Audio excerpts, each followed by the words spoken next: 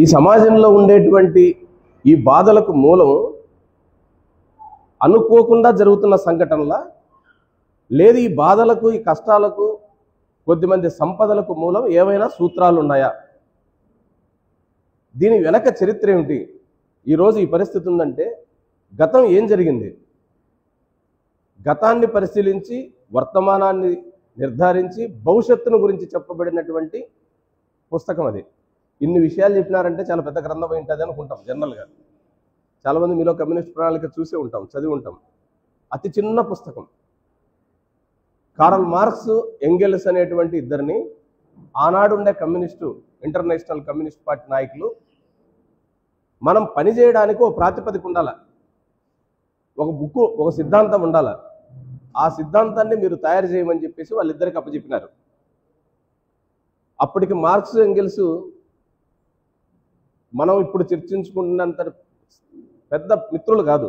ఇద్దరు వేరు వేరు రూపాల్లో ఆర్గనైజేషన్లోకి వచ్చిన వాళ్ళు.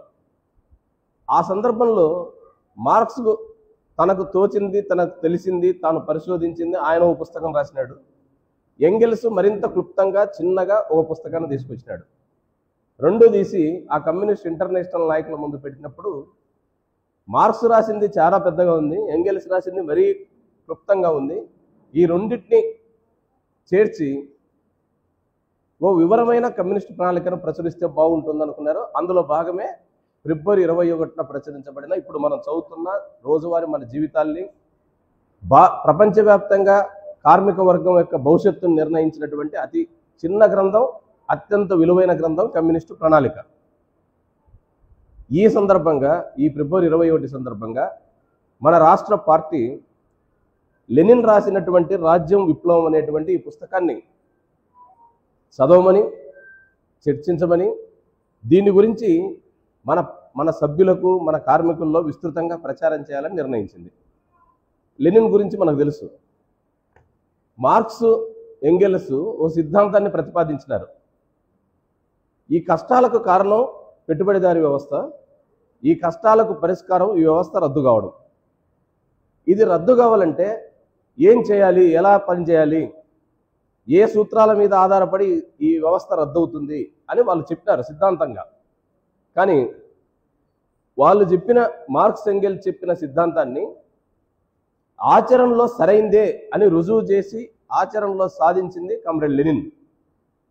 1917 అక్టోబర్లో ప్రపంచ గతినే మార్చింది. ఇది ఫిబ్రవరి 21 ప్రపంచానికి సిద్ధాంతాన్ని అందిస్తే అక్టోబర్లో 1917 అక్టోబర్లో ప్రపంచ గతినే, పాలక తీరుననే, అప్పటి వరకు పరిపాలించిన విధానాన్నే మార్చింది రష్యాలో సోషలిస్టు విప్లవం. ఆ రష్యా సోషలిస్టు విప్లవం జయప్రదం కావడంలో లెనిన్ అపారమైన మేధో కృషి చేసినాడు. ఆ మేధో కృషిలో అద్భుతమైన పుస్తకం ఈ రాజ్యం విప్లవం. ఆయన అనేక గ్రంథాలు చాలా పవిత్రమైనటివి. అందులో అత్యంత ముఖ్యమైనది, ఈనాడు మనం చదవాల్సింది, చర్చించాల్సింది ఈ పుస్తకం. ఈ పుస్తకాన్ని ఏ నేపథ్యంలో రాసినాడు, ఏ పరిస్థితుల్లో రాసినాడు అనేది మనం అర్థం చేసుకుంటే సులభంగా అర్థమవుతుంది. ఇది ఆయన రాసేటప్పటికి ప్రపంచం మొదటి యుద్ధంలోకి వచ్చింది. ఈ పుస్తకం రాసింది 1917లో. దానికి ముందు 1914లోనే మొదటి ప్రపంచ యుద్ధం వచ్చింది. ప్రపంచానికి అంతటికీ యుద్ధంలోకి పోయింది పరిస్థితి. ఈ యుద్ధ సమయంలో వివిధ దేశాల్లో ఉండే కమ్యూనిస్ట్ పార్టీలు, వామపక్షాలను చెప్పుకునే వ్యక్తులు ఈ యుద్ధం పట్ల వేరువేరు వైఖరులు తీసుకున్నారు, వేరువేరు రకాలుగా నిర్ణయాలు చేసినారు. ముఖ్యంగా జర్మనీ కమ్యూనిస్ట్ పార్టీ, ఆనాడు కమ్యూనిస్ట్ పార్టీ పేరు లేకపోయినా కమ్యూనిస్ట్ పార్టీ అది. జర్మన్ కమ్యూనిస్ట్ పార్టీ ఈ ప్రపంచ యుద్ధంలో జర్మనీ ప్రభుత్వానికి మద్దతు ఇస్తూ ఆ జర్మనీ పార్లమెంట్లో ఓటేసింది. అప్పటికే కమ్యూనిస్ట్ పార్టీకి చాలా బలమైన ప్రధాన ప్రతిపక్షం జర్మనీలో. జర్మనీ ప్రభుత్వం యుద్ధానికి దిగితే ఆ యుద్ధాన్ని బలపరుస్తూ కమ్యూనిస్ట్ పార్టీ ఓటేసింది. లెనిన్ తీవ్రమైనటువంటి కలత చెందినాడు, తీవ్ర ఆవేదనకు గురైనాడు. ఎందుకని? జర్మన్ కమ్యూనిస్ట్ పార్టీ 1914 నాటికి ప్రపంచంలోనే అతిపెద్ద కమ్యూనిస్ట్ పార్టీ. అది సంఖ్యరీత్యా, సభ్యత్వరీత్యా పెద్దదే కాదు. కమ్యూనిస్టు సిద్ధాంతానికి మూలకర్తలైనటువంటి కార్ల్ మార్క్స్, ఎంగెల్స్ పుట్టింది ఆ జర్మనీలోనే. అందుకని అది చాలా గొప్ప పార్టీ. అట్లాంటి పార్టీ ఒక జాతీయోద్యమానికి ఒక సామ్రాజ్యవాద దేశాల మధ్య జరిగే యుద్ధంలో ఒక రాజ్యానికి ప్రభుత్వానికి మద్దతుగా నిలబడడం అనేది లెనిన్ని తీవ్రంగా ఆవేదనకు గురి చేసింది. ఆ పార్టీ చేసిన తప్పుని వ్యక్తుల తప్పుగా చూడకుండా ఎందుకని ఆ కమ్యూనిస్ట్ పార్టీ ఆ రకమైన నిర్ణయం తీసుకుంది, దీనికి కారణం ఏమిటి అని ఆలోచించినాడు. దానికి మూలం ఎక్కడుందనంటే రాజ్యం పట్ల మన అవగాహన ఏమిటి. రాజ్యం అంటే నరేంద్ర మోడో చంద్రబాబు నాయుడో కాదు, మొత్తం ఈ వ్యవస్థను నడుపుతున్న రాజ్యాంగ యంత్రం ఏదైతే ఉందో, అంటే శాసనసభలు, కోర్టులు, చట్టాలు, కార్యనిర్వాహక వర్గం, జైళ్ళు, సైన్యం, ఇవి మీడియా, ఇవన్నీ ఏవైతే ఉన్నాయో వీటి పట్ల మన అవగాహన ఏమిటి. అవగాహన స్పష్టత లేదు కాబట్టే జర్మన్ పార్టీ ఆ రకంగా తప్పు చేసింది అని అనుకున్నాడు. అవగాహన కలిగించాలంటే జర్మన్ పార్టీ చేసినటువంటి తప్పు ఇతర దేశాల్లో జరగకుండా ఉండాలంటే, ముఖ్యంగా రష్యాలో జరగకుండా ఉండాలంటే రాజ్యం పట్ల ఒక అవగాహన కలిగించడం కోసం ఒక పుస్తకం రాయాలని నిర్ణయించుకున్నాడు. అది 1916లో ఈ పుస్తకాన్ని 7 భాగాలుగా రాయాలని అనుకున్నాడు. 6 భాగాలు రాసినాడు, 7వ భాగం రాయలేకపోయినాడు. 7వ భాగం రాసేటప్పటికి రష్యాలో విప్లవం వచ్చింది, ఆయన ఆ దేశ అధ్యక్షుడైపోయినాడు. పరిపాలనాపరమైన ఒత్తిడిలో 7వ భాగాన్ని రాయలేదు. మిగిలిన 6 భాగాలు దీంట్లో ఉంటాయి. ఇది ఒక కారణం ఈ పుస్తకం రావడానికి. రెండో ముఖ్యమైన కారణం, రష్యాలో 1917 ఫిబ్రవరిలో విప్లవం ఒకటి వచ్చింది. అక్టోబర్లో వచ్చింది సోషలిస్టు విప్లవం. దానికి కొద్దిగా ముందు, కొన్ని నెలల ముందు ఫిబ్రవరిలో జారు ప్రభుత్వానికి, అక్కడ పరిపాలిస్తున్నటువంటి ఒక చక్రవర్తి ప్రభుత్వానికి వ్యతిరేకంగా కమ్యూనిస్టులు, జాతీయోద్యమ నాయకులు, జాతీయ పార్టీలు, ఇతర బూర్జువా పార్టీలు కలిసి ఓ విప్లవాన్ని సాధించినారు. కెరెన్స్కీ అనేటువంటి ఆయన నాయకత్వంలో కొత్త ప్రభుత్వం ఏర్పడింది అక్కడ. ఈ ప్రభుత్వాన్ని పట్ల కమ్యూనిస్టులు ఏ వైఖరితో ఉండాలి అనే చర్చ వచ్చింది. ఈ ప్రభుత్వం నిజంగా ప్రజలకు మేలు చేస్తుందనా, ఈ ప్రభుత్వం ఆధీనంలో ఉండే రాజ్యాంగ యంత్రాంగం అంటే పరిపాలనా విభాగాలు ప్రజల తరపున ఉంటాయా, ఉండవా అనే చర్చ మళ్ళా కమ్యూనిస్ట్ పార్టీలో రష్యాలో కూడా వచ్చింది.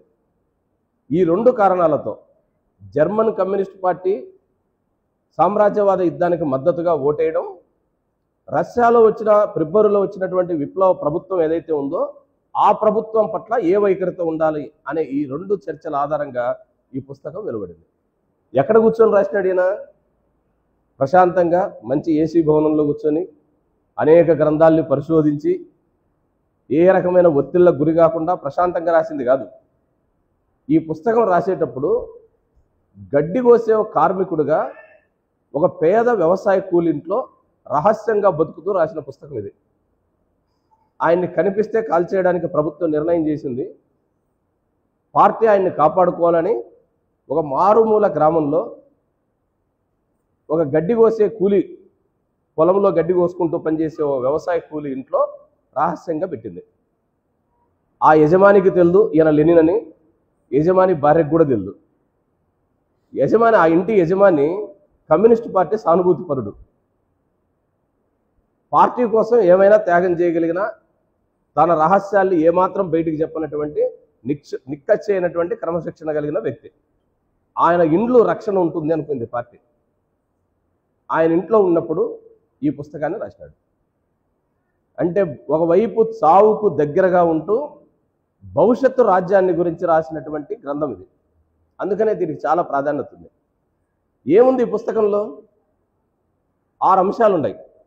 మీరందరూ కూడా చదవాలి, కంపల్సరీగా చదవగలిగిన వాళ్ళు. ఒకసారి అర్థం కావాలని కూడా ఏమో ఆందోళన పడాల్సిన పని లేదు. 1-2 సార్లు చదివితే అర్థమవుతుంది. కొత్తది ఎప్పుడూ నేర్చుకోవాల్సిందే. మన పిల్లలకు అల్లు నేర్పిస్తాం, వెంటనే రాస్తాడా? 1-2 సార్లు 10 సార్లు నేర్పిస్తే నేర్చుకుంటాడు. ఆ తర్వాత మనం చెప్పకపోయినా నేర్చుకుంటాడు. ఇదంతే. ఈ పుస్తకంలో ఏముంది? మొదటి భాగంలో మొత్తం పుస్తక సారాంశాన్ని అంతా మొదటి భాగంలోనే చెప్తాడు. ఇంట్లో ఏమేమి వంటలు ఉన్నాయి అనేది ముందు డైనింగ్ టేబుల్ మీద పెట్టినట్లే. ప్రతి వంటకాన్ని గురించి అడగాల్సిన పనిలే, అన్ని వంటలు ఒక చోటికి వస్తాయి. అది మొదటి భాగం. ఏముంది దాంట్లో? రాజ్యం అంటే ఏమిటి, ఎందుకు ఏర్పడింది? ఇది నిజంగా ప్రజలందరికీ వర్తిస్తుందా? కొద్ది మందికి మాత్రమే సేవ చేస్తుందా? ఈ రాజ్యం వద్దనుకుంటే వచ్చే రాజ్యం ఏమిటి? అది ఏం చేయబోతుంది ప్రజలకు? ఇప్పుడుండే ఈ రాజ్యం, ఇప్పుడుండే ఈ వ్యవస్థ ఎట్లా రద్దయిపోతుంది? ఎందుకని రద్దు అవుతుంది? ఇవే ఉండేది దీంట్లో 6 అంశాలు. రాజ్యం ఎట్లా పుట్టింది, ఈ పుట్టిన రాజ్యం ఎవరి కోసం ఉంటుంది, ఈ రాజ్యం వల్ల ఏ వర్గాలు లాభపడతాయి, ఈ రాజ్యం ఎందుకని రద్దయిపోతుంది, కొత్త రాజ్య వ్యవస్థ ఏ రకంగా ఉంటుంది అనేది దీంట్లో చెప్తాడు. అది మొదటి చాప్టర్లో ఉండేది. ఎట్లా పుట్టింది రాజ్యం? ఇప్పుడు మనం మాట్లాడుకుంటున్నాం, ప్రభుత్వం లేదా ఈ దేశంలో ఉండే పరిపాలనా యంత్రాంగం అంతా ప్రజల చేత ఎవరి కొరకు పరిపాలిస్తున్నారు? ఇప్పుడు ప్రజాస్వామ్యం అంటే ఏమంటాం? ప్రజల చేత, ప్రజల కొరకు, ప్రజల వలన పరిపాలించబడేదే ప్రజాస్వామ్యం. అబ్రహం లింకన్ చెప్పిన కొటేషన్. ప్రజల కొరకు, ప్రజల చేత, ప్రజల వలన పరిపాలించబడేదే ప్రజాస్వామ్యం. ఇక్కడ అంతా ఎవరి కొరకు ఈ ప్రభుత్వాలు ఉండేది? ఇప్పుడు ప్రజల కొరకే ఉంటాయి, ప్రజల చేతనే ఎన్నుకోబడతాయి, ప్రజల వలనే పరిపాలించబడతాయి. ఇదే కదా మనం మాట్లాడుకుంటున్నది, మన పాఠ్య పుస్తకాల్లో చెప్తున్నది ఇదే. నిజమా అది? ఆచరణలో ప్రజల కొరకే పరిపాలిస్తున్నారా? ప్రజల చేతనే పరిపాలిస్తున్నారా? ప్రజల వలన పరిపాలిస్తున్నారా? అదేం కనపడదు. ఇప్పుడు చెప్పడం తేలిక మనకు, అందులో ఇక్కడ చెప్పడం ఇంకా తేలిక, ఎందుకంటే అంత మనమే. ఇప్పుడు అనుభవం కూడా తెలుసు కాబట్టి ఇప్పుడు చెప్పడం కూడా తేలికే. కానీ కొన్ని వందల ఏళ్ల క్రితం, సుమారు 150 ఏళ్ల క్రితమే ఈ రాజ్యం అనేది పేరుకు ప్రజలందరిది లాగా ఉంటుంది, కానీ ఇది ప్రజలందరిది కాదు అని చెప్పాడు. ఎందుకని కాదు? అసలు రాజ్యం ఎందుకు పుట్టింది? ఒక వ్యవస్థ, పరిపాలనా వ్యవస్థ అనేది ఎందుకు పుట్టింది? అది ఎట్లా ఆవిర్భవించింది అని లెనిన్ ఈ పుస్తకంలో పరిశోధించాడు. ఒకానొక దశలో, ఆదిమ కాలంలో మనిషి ప్రకృతిలో దొరికిన వాటిని తిని, జంతువుకు మనిషికి తేడా లేకుండా ప్రకృతిలో ఏది దొరికితే దాన్నే తింటూ బతికిన కాలం, స్థిర నివాసం ఏర్పాటు చేసుకుని పశువుల పెంపకం, ప్రాథమిక వ్యవసాయం చేసినంత కాలం ఏ రాజ్యము లేదు, ఏ ప్రభుత్వము లేదు, ఏ యంత్రాంగము లేదు. ఆ సమాజాన్నే ఆదిమ కమ్యూనిస్టు సమాజం లేదా ఆదిమ సమాజం అని అంటాం. ఆ సమాజం ఒక రోజు, ఒక సంవత్సరం కాదు, కొన్ని వందల వేల ఏళ్ళు నడిచింది. ఏ ప్రభుత్వం లేకుండా, ఏ పరిపాలనా యంత్రాంగం లేకుండా, ఏ సైన్యం లేకుండా, ఏ నాయకుడు లేకుండా ప్రజలు కొన్ని వందల ఏళ్ల పాటు తమ జీవనాన్ని కొనసాగించినారు. అందుకని ఆదిమ సమాజంలో రాజ్యం లేదు. మరి ఎప్పుడు ఏర్పడింది ఇది? ఆదిమ సమాజం చివరిలో కొద్ది మంది దగ్గర సంపద పోగుబడుతూ వచ్చింది. ఎట్లా పోగుబడింది? అందరూ కలిసి సృష్టించిన ధాన్యం, అందరూ కలిసి మేపినటువంటి పశువులు, అందరూ కలిసి సాధించిన అభివృద్ధి, వీటి నిర్వహణ కోసం గుంపు యజమాని ఒక జాతిని, ఒక ప్రాంతాన్ని, ఒక గుంపును మెయింటైన్ చేయడం కోసం ఒక యజమానిని పెట్టాల్సిన పరిస్థితి వచ్చింది. ఎందుకని అందరం వేటకు పోతాం, ఒకరి మధ్య ఒకరి తగాదాలు వస్తాయి, లేదా ఒకరి మధ్య ఒకరికి పంపకాలు, ఆటాలు, ఇతర సమస్యలు వస్తాయి. వీటన్నిటిని నిర్వహించడానికి ఎవరు ఉండాలా? ఒక యజమాని ఉండాలా. ఎవరి యజమాని? ప్రాథమిక దశలో, మొదటి దశలో స్త్రీనే గుంపు యజమాని. స్త్రీ, మహిళే గుంపుకు యజమాని. అందుకనే ప్రాథమిక దశలో మన దేశాలన్నీ, ప్రపంచంలో ఏ దేశమైనా మాతృస్వామిక వ్యవస్థ ఉంది, తల్లి వ్యవస్థ ఉంది. ఎందుకని తల్లికి ప్రాధాన్యత ఇచ్చినారు ఆ రోజుల్లో? తల్లి వల్లే సృష్టించబడుతుంది. మానవ జాతి స్త్రీ వల్ల సృష్టించబడుతుంది. అందుకని ఈ జాతి బతకాలంటే స్త్రీ మనకు ఆరాధ్యం. అందుకని స్త్రీ గుంపు యజమాని, అత్యధిక సంతానం కలిగినటువంటి తల్లిని గుంపు యజమానిగా పెట్టారు. ఆ వ్యవస్థ కొన్ని ఏళ్ల పాటు నడిచింది. ఆ తర్వాత కాలంలో ఒక జాతికి మరో జాతికి, ఒక గుంపుకు ఇంకో గుంపుకు, పక్కపక్కన గుంపులకు తగాదాలు, ఘర్షణ, యుద్ధాలు ప్రారంభమైనాయి. ఈ తగాదా, ఘర్షణ లేదా యుద్ధంలో స్త్రీకి ఉన్నటువంటి కొన్ని పరిమితుల్ని పురుషులకు బదలాయించి పురుష ఆధిక్య సమాజంగా మాతృస్వామిక వ్యవస్థ స్థానంలో ఏ వ్యవస్థ వచ్చింది? పితృస్వామిక వ్యవస్థ వచ్చింది, తండ్రి వ్యవస్థ వచ్చింది. ఈ తండ్రి వ్యవస్థ కుటుంబ వ్యవస్థను బలపరుచుకున్నాం. నేను, నా భార్య, నా పిల్లలు. నా తదనంతరం ఎవడు ఈ గుంపుకి యజమాని, ఈ గుంపును నిర్వహించేవాడు ఎవడు అని అంటే తండ్రి తర్వాత కొడుకే. ఆ కొడుకుల్లో కూడా ఎంతమంది ఉంటారు? ఆ కొడుకుల్లో ఎవడు? మొదటి కొడుకు. అందుకని వారసత్వం వచ్చింది. ఈ వారసత్వ వ్యవస్థ రాజరికానికి దారితీసింది. ఈ రాజరికం అనేది ప్రజలు ఎన్నుకునేది కాదు, ప్రజలు నియమించేది కాదు, ప్రజల చేత పరిపాలించేది కాదు. రాజరికపు వ్యవస్థలో ఉండేటువంటి రాజు వారసులకు సంబంధించింది. ఈ రాజరికం కొనసాగాలంటే, రాజు మాట ఆజ్ఞగా ఓ ప్రాంతమంతా అంగీకరించాలంటే ఆ మాటను అమలు చేయడానికి యంత్రాంగం కావాల్సి వచ్చింది. కొద్దిమంది కొన్ని విభాగాలు కావాల్సి వచ్చింది. చట్టాలు చేయడానికి కొద్దిమంది, పన్ను వసూలు చేయడానికి కొద్దిమంది, ఇతర ప్రాంతాల రాజులు ఎవరైనా దండయాత్ర చేస్తే దాని నుంచి కాపాడడానికి సైన్యం, సలహాలు ఇవ్వడానికి మంత్రులు, అప్పుడప్పుడు వాళ్ళను ఉత్సాహపరచడానికి ఆనందపరచడానికి అవసరమైన సాంస్కృతిక దళాలు, వాళ్ళను మరింతగా ఆకర్షణీయమైనటువంటి దుస్తులు, మంచి మంచి సుఖభోగాలు అనుభవించడానికి కావలసిన సేవకులు, ఈ వ్యవస్థ అంతా ఏర్పడింది. వీళ్ళందరికీ అన్నం ఎవడు పెట్టాలా? రాజుకి ఎవడు అన్నం పెట్టాలా? రాజుకు 100 మంది భార్యలు అంటుంటారు. మరి వాళ్ళందరికీ ఎవరు అన్నం పెట్టాలా? వాళ్ళ కుటుంబ సభ్యులందరూ ఏం పని చేస్తారు? పెద్ద కోటల్లో ఉంటారు. వాళ్ళందరికీ ఎవడు అన్నం పెట్టాలా? రాజు సైన్యం ఉంది, సైన్యానికి ఎవడు సేవ చేసి పెట్టాలా? రాజు సుఖభోగాలు అనుభవిస్తున్నాడు, వాళ్ళందరికీ ఎవరు తిండి పెట్టాలా? ఆ పని అంతా పేదలు, వ్యవసాయ కూలీలు, చిన్న సన్నకారు రైతులు చేయాలి. వీళ్ళు ఊరికనే చేస్తారా? కొద్దిమంది సుఖపడుతుంటే మిగతా వాళ్ళు ఖాళీగా ఎందుకుంటారు? అందుకనే బానిసలు, పశువులను ఎట్లయితే ఇప్పుడు మనం సంతలో పెట్టి కొంటున్నామో, బానిస వ్యవస్థలో ప్రాథమికమైనటువంటి రాజరికం నుంచి క్రమంగా బానిస వ్యవస్థకు డెవలప్ అయింది. బానిస వ్యవస్థ పశువుల్ని కొన్నట్టుగా మనుషుల్ని కొనడం మొదలైంది. అమ్మేవాడు ఎవడు? బానిసలు ఎవడమ్ముతాడు? ఎవరు అమ్ముతారంటే, ఏ ప్రాంతం మీద యుద్ధం చేస్తే అక్కడ ఓడిపోయినటువంటి ప్రాంతం ఉందో ఆ ప్రాంతం మనుషుల్ని బానిసలుగా తెచ్చుకోవడం మొదలుపెట్టారు. వీని దగ్గర ఎక్కువ మంది బానిసలు ఉన్నారనుకోండి, పక్క రాజ్యానికి పోయి అమ్మేవాడు. అందుకని బానిసలు, బానిస యజమానులు అనే 2 వర్గాలు ఏర్పడిపోయాయి. ఎప్పుడైతే ఏ ఆస్తి మీద హక్కు లేకుండా, సొంత భూమి లేకుండా, సొంత జీవితం లేకుండా పశువుల్లాగా పనిచేసి గ్రాముల్లో నీళ్ళిచ్చి, లీటర్లలో నీళ్ళిచ్చి, గ్రాముల్లో తిండి పెట్టి పశువుకు మనిషికి తేడా లేకుండా పని చేయించిన సమాజమే బానిస సమాజం. కొలతల ప్రకారం తిండి పెట్టినారు. నువ్వు ఎంత తినాలనేది వాడు నిర్ణయిస్తాడు. నువ్వు ఎన్ని నీళ్లు తాగాలో కూడా యజమాని నిర్ణయిస్తాడు. దాని ప్రకారం తిని తాగి బతికి ఉచితంగా శ్రమను చేసేటువంటి వ్యవస్థే బానిస వ్యవస్థ. ఈ బానిస వ్యవస్థ ఉండడం అనేది సంపద పోగుబడ్డానికి మరింత కారణమైంది. ఈ బానిస యజమానులు ఈ వ్యవస్థను కొనసాగించాలనుకున్నప్పుడు సహజంగానే దోపిడికి గురవుతున్న బానిసలు యజమానుల మీద తిరుగుబాటు చేస్తారు. ఆ తిరుగుబాటు చేసినప్పుడు ఈ రాజ్యం అనేది ఆ బానిసలను అణిచిపెట్టింది. మీరు తిరుగుబాటు చేయడానికి లేదు. ఎందుకని లేదు? ఈ రాజు ఎవరు?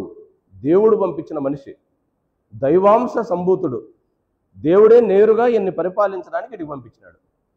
రాజును ధిక్కరించడం అంటే ఎవరిని ధిక్కరించినట్లు? మనం ఎవరిని? ఆయన్ని పంపించింది ఆయన. మరి ఈయన్ని ధిక్కరిస్తే ఆయన ధిక్కరించినట్లు. అందుకని దేవుణ్ణి ధిక్కరిస్తాం. దేవుణ్ణి ధిక్కరిస్తే ఏమవుతుంది? అసలు ఆయన ఎక్కడున్నాడు ఆయన్ని అడుగుదాం అనుకుంటే ఆయన మీలాంటి వాళ్ళకి కనపడ్డు. సాధారణమైన జనానికి ఎవరికి కనపడ్డు. మరి ఎప్పుడు కనపడతాడు? ఎక్కడ కనపడతాడు? 2 జన్మలు పుట్టిన వాళ్ళు ఉన్నాం, మాకు మాత్రమే కనపడతాడని చెప్పినారు. ద్విజులు, 2 జన్మలు ఎత్తిన వాళ్ళు. మనందరం 1 జన్మ ఎత్తిన వాళ్ళమే, ఏకజులం. మనం తల్లి గర్భం నుంచే పుడతాం మనుషులందరం. కానీ మీ అందరిలాగా ఒక తల్లి గర్భంలో నుంచే కాకుండా ఆ తర్వాత వేదాల నుంచి, దేవుడి నుంచి రెండో జన్మ ఎత్తుతాం. అది మా ప్రత్యేకత. ఎత్తెత్తుతారు, ఎప్పుడు ఎత్తుతారు? 11 పోగులు వేసుకుంటాం మేము అడ్డం. 11 ప్రోగుల దారం వేస్తాము, అప్పుడు ఉపనయనం అంటాం. ఈ ఉపనయనం ద్వారా దేవుడు పఠించిన వేదాలని మేము నేర్చుకుంటాం. దేవుడు డైరెక్ట్ మాతో మాట్లాడతాడు. అంటే ఫోన్ కనెక్షన్ ఎవరి మధ్య ఉంది? ఇప్పుడు వాళ్ళిద్దరి మధ్యనే సర్వీస్ ఉంది, మనకు లేదు. అందుకని దేవుడు వీళ్ళకి చెప్తాడు, ఈ పురోహితులకు. పురోహితులు ప్రజలకు చెప్తారు. పురోహితులు ప్రజలకు చెప్పే క్రమంలో రాజుకు చెప్తారు. ఎట్లా పరిపాలించాలో రాజుకు చెప్తారు. రాజు ఆ పరిపాలన చేస్తాడు. అంటే దేవుడు పురోహితులకు, పురోహితుడు రాజుకు, రాజు ప్రజలకు. మీరు ఏదైనా నమ్మకంగా అణిగిమణిగి ఉండాలంటే ఎవరికి అణిగి ఉండాలా? రాజుకు అణిగి ఉండాలా.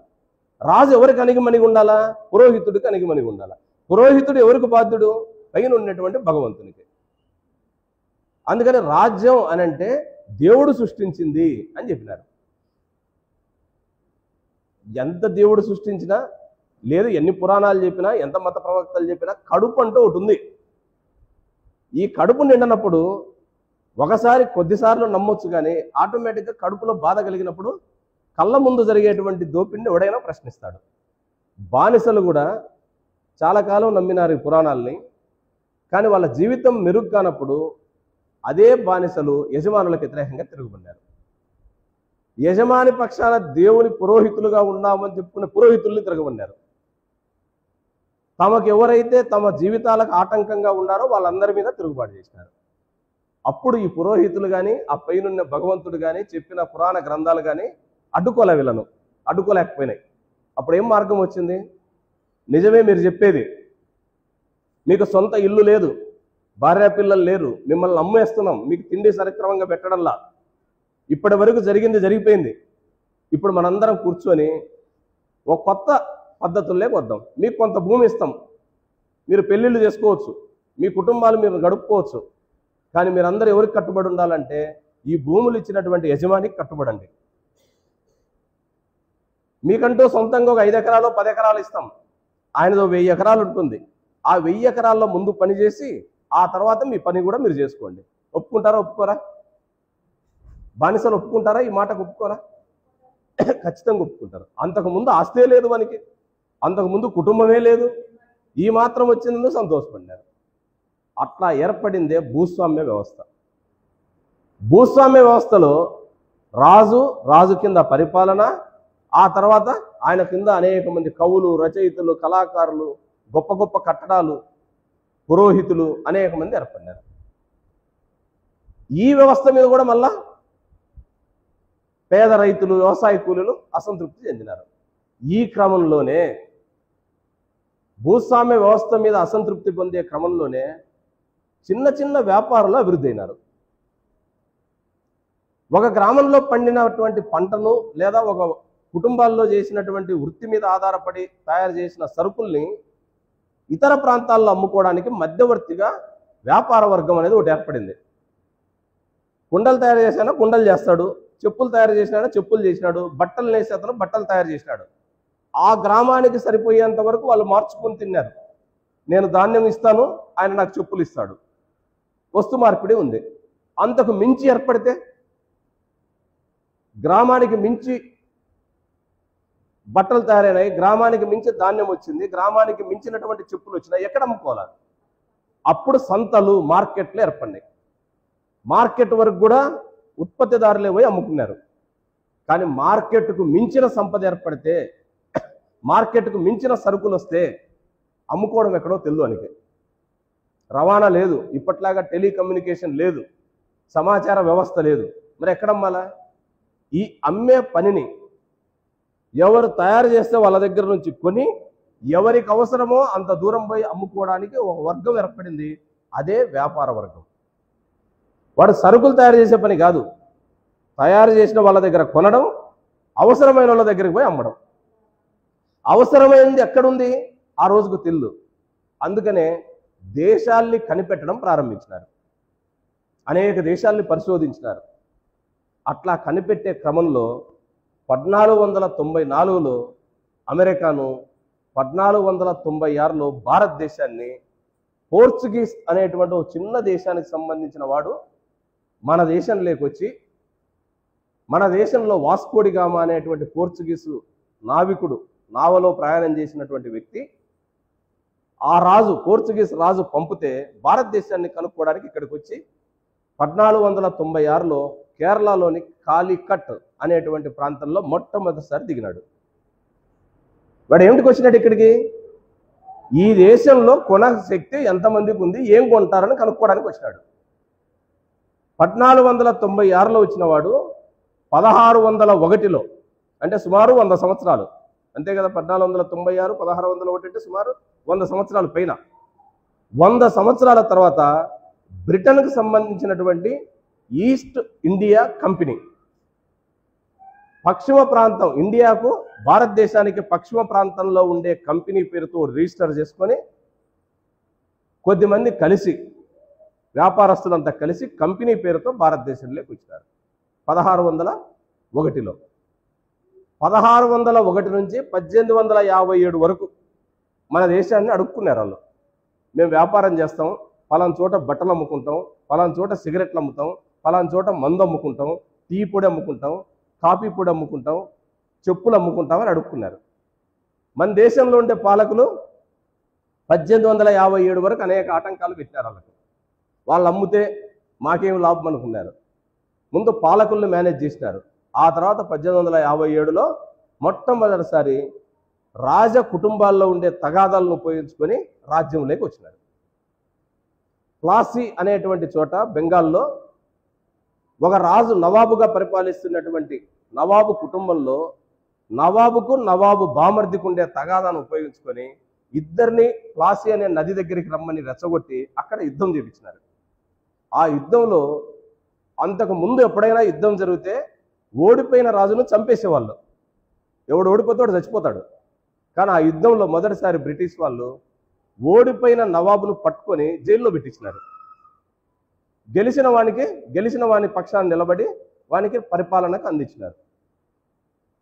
3 సంవత్సరాల లోపు గెలిచిన వాడిని మళ్ళా యుద్ధంలోకి రెచ్చగొట్టి జైల్లో పెట్టిన వాడిని రోడ్డు మీదకి తీసుకొచ్చి మళ్ళీ యుద్ధం పెట్టించినారు. ఈ యుద్ధంలో అప్పుడు గెలిచినాడు, ఇప్పుడు ఓడిపోయినాడు, అప్పుడు ఓడిపోయినాడు, ఇప్పుడు గెలిచినాడు. ఈ 3 సంవత్సరాల్లో జరిగిన దాంట్లో కొన్ని 100 కోట్ల రూపాయలు భారతదేశం నుంచి విలువైన వస్తువులు బ్రిటన్కి ఎగుమతి చేయగలిగినారు. ఈ విషయం బ్రిటిష్ ప్రభుత్వం అర్థం చేసుకొని 1757లో ప్లాసీ యుద్ధం తర్వాత బ్రిటిష్ ఈస్ట్ ఇండియా కంపెనీ 100 ఏళ్ల పాటు భారతదేశాన్ని అన్ని వైపుల నుంచి ఆక్రమించేసింది. అది 1857 సిపాయిల తిరుగుబాటు వరకు. 57 సిపాయిల తిరుగుబాటు తర్వాత 1947 స్వాతంత్రం వచ్చేంత వరకు బ్రిటనే మనల్ని పరిపాలించింది. వీటి అన్నింటిలో ఈస్ట్ ఇండియా కంపెనీ ఇక్కడికి పంపడంలో, పోర్చుగీస్ రాజు ఇక్కడికి పంపడంలో, ఆ తర్వాత డైరెక్ట్గా ప్రభుత్వమే బ్రిటిష్ ప్రభుత్వమే మన దేశాన్ని పరిపాలించడంలో, మనలాగా అనేక దేశాన్ని పరిపాలించడంలో ఏది కీలకం?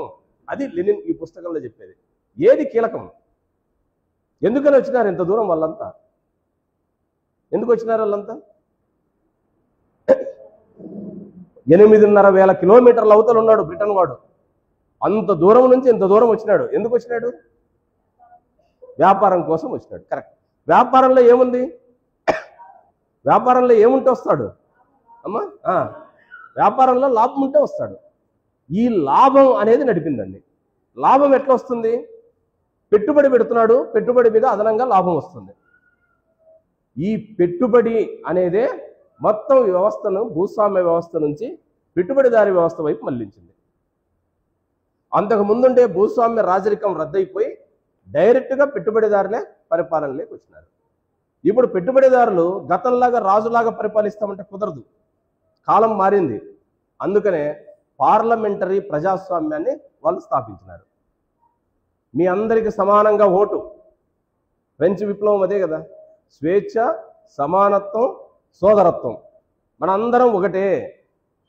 రాజుల కాలంలాగా రాజు పెద్దోడు, సాధారణ ప్రజలు చిన్నోళ్ళు కాదు. ప్రజాస్వామ్యంలో అందరూ సమానమే అని చెప్పినారు. జనం నమ్ముతారా లేదా? అందరికీ ఒకటే ఓటు. రాజుకు 10 ఓట్లు, పేదోడికి 1 ఓటు కాదు, అందరికీ ఒకే ఓటు అన్నారు. అందరం సమానమైనావా లేదా? చట్టానికి పార్లమెంటుకు నువ్వు కూడా పోటీ చేయొచ్చు, ఎవరైనా అసెంబ్లీకి చేయొచ్చు, వార్డు మెంబర్ చేయొచ్చు, ఎవరైనా చేయొచ్చు, చేసే హక్కు మీకుంది అని అన్నారు. మరి సమానమైనామా కాదా? అంతకుముందు అసలు చట్టసభల్లోకి పేదోడు పొయ్యేకే లేదు. ఇప్పుడు పార్లమెంటరీ ప్రజాస్వామ్యంలో ఎవరమైనా అసెంబ్లీకి ఎంపిక కావచ్చు, పార్లమెంట్కి ఎన్నిక కావచ్చు, ఓటు వేయొచ్చు, ఎవరికి నచ్చితే మనకి ఓటు వేయచ్చు, నచ్చకపోతే ఆ ప్రభుత్వాన్ని దించేయచ్చు. అందుకని పార్లమెంటరీ ప్రజాస్వామ్యం అనేది పెట్టుబడిదారి వ్యవస్థ ప్రజల్ని ఆకర్షించడానికి కొత్త రాజరికం లాంటి బొరుటు పద్ధతి కాకుండా నాజూకైన నైపుణ్యమైన కొత్త వ్యవస్థను సృష్టించింది. ఈ వ్యవస్థల్ని నడిపింది పోర్చుగీస్ రాజు భారతదేశానికి కొలంబస్ను, వాస్కోడి గామాను పంపింది. కానీ బ్రిటన్ కంపెనీలు ఈస్ట్ ఇండియా కంపెనీ పేరుతో ఇక్కడికి పంపడం కానీ, బ్రిటనే నేరుగా పరిపాలించడం కానీ, ఆ తర్వాత భారతదేశంలో భారత ప్రభుత్వం నడపడంలో వీటన్నిటినీ నడిపింది రాజ్యం. రాజ్యం అని అంటే యంత్రాంగం. ఏమిటి యంత్రాంగం?